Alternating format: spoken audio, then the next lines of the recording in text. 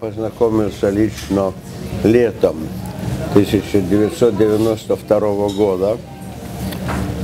Он посещал Литву, может быть, неофициально, но ко мне приехал.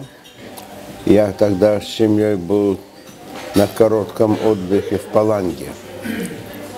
И он приехал туда, в виллу, где мы останавливались. Приехал поздно.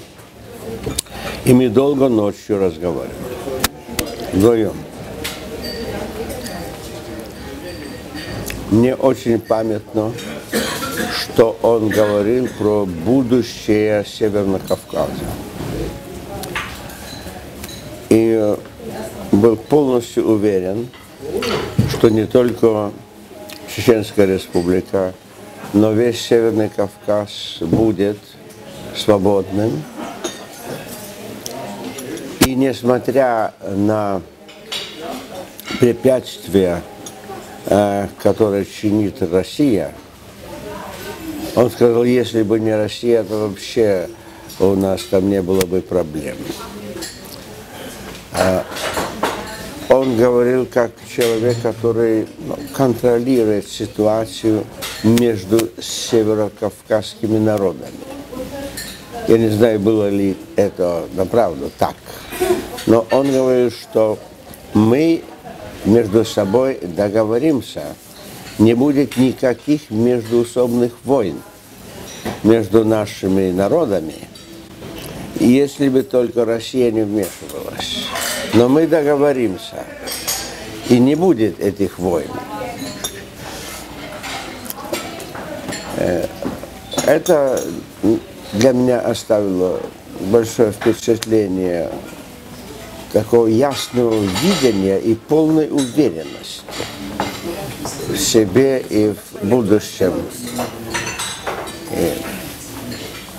Потом так не стало, но вот его отношение к главной проблеме вот было таковым.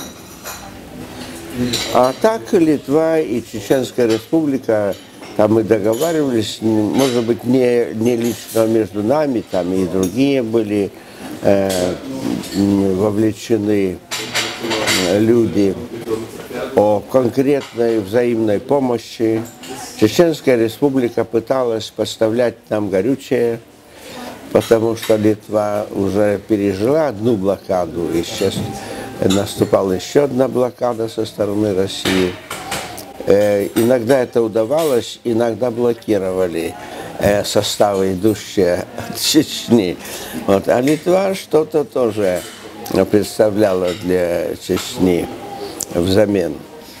Но этих деталей я не знаю, этим занимались другие люди. Но это продолжалось. Потом мы уже после 92-93 году продолжали такое политическое, дипломатическое сотрудничество.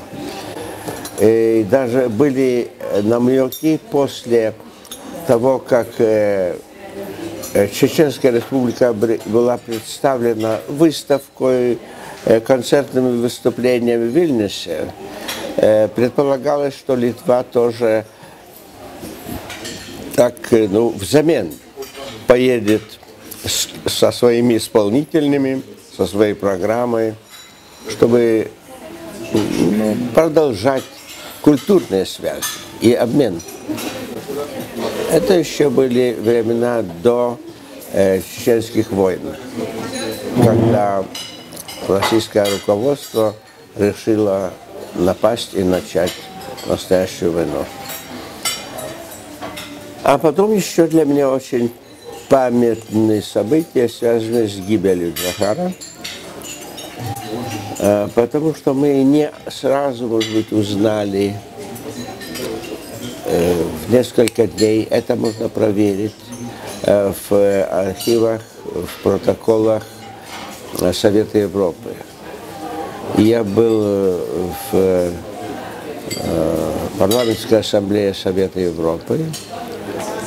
Вопрос Чечни там обсуждался часто.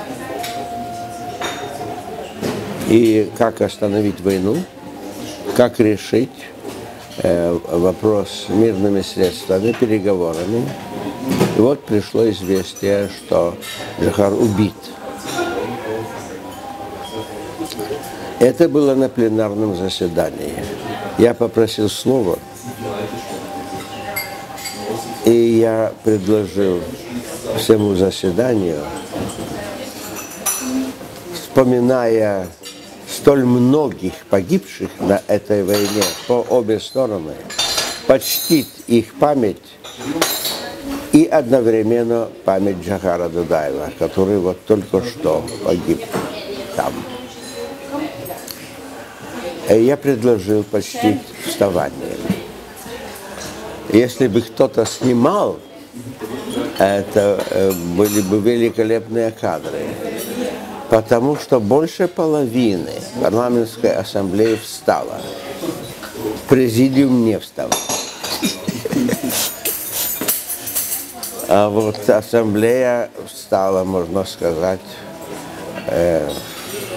почтительную память о Джохаре и о всех погибших, и чеченцев, и русских на этой бессмысленной жестокой войне. Это была потеря для всех. При любом случае я говорил, что мир в Чечне – это победа для всех. Это была бы победой для России также. И для Чечни, и для России. Но это не принималось в расчет. В Москве понимали победу однозначно. Сокрушить противника, даже истребляя десятками и сотнями тысяч. К сожалению, там такой культуры не было. А в Джохаре я чувствовал интеллигенцию и культуру европейского человека.